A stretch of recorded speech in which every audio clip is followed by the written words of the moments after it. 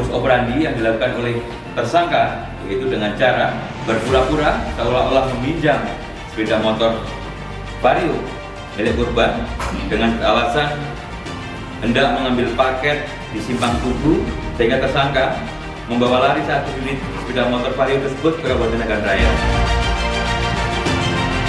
Barang bukti yang disita adalah satu unit sepeda motor jenis Honda Vario 150 cc, satu lembar STNK, kemudian satu buah BPKB.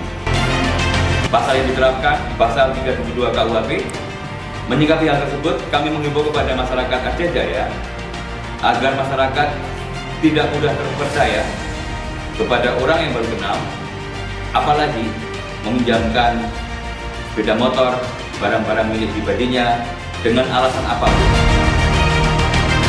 Kedua, dugaan tidak pidana maisir, perjudian dengan modus operandi menjual atau menitipkan lotre yang berhadiahkan uang dan jajanan yang juga dilakukan oleh tersangka N dan A.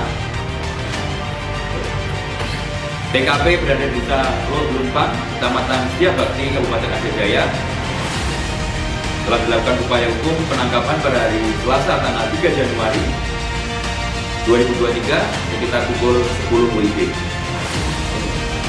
Barang bukti yang disita, satu unit mobil Avanza warna silver, nomor polisi E1070 PF, kemudian satu lembar STNK, 110 lembar lotre yang berhadiahkan uang dan jajanan, 22.200 gosokan kupon, uang tunai hasil penjualan sebesar Rp663.000, kemudian satu buah buku merek OK warna kuning yang berisikan catatan penjualan lotre.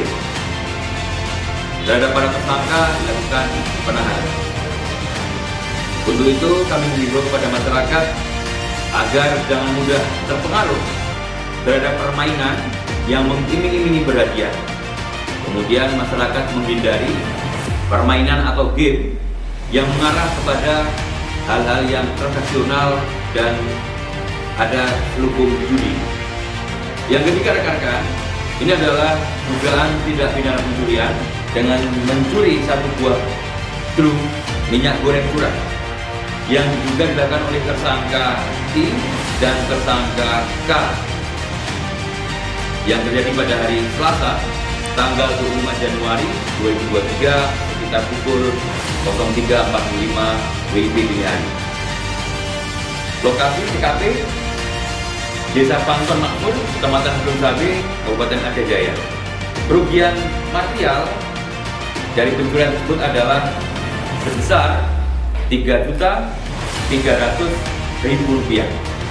Barang bukti yang disita, satu buah parang, kemudian satu unit mobil Toyota Avanza warna hitam, satu lembar STNK, kemudian satu buah BPKB atas nama kendaraan tersebut.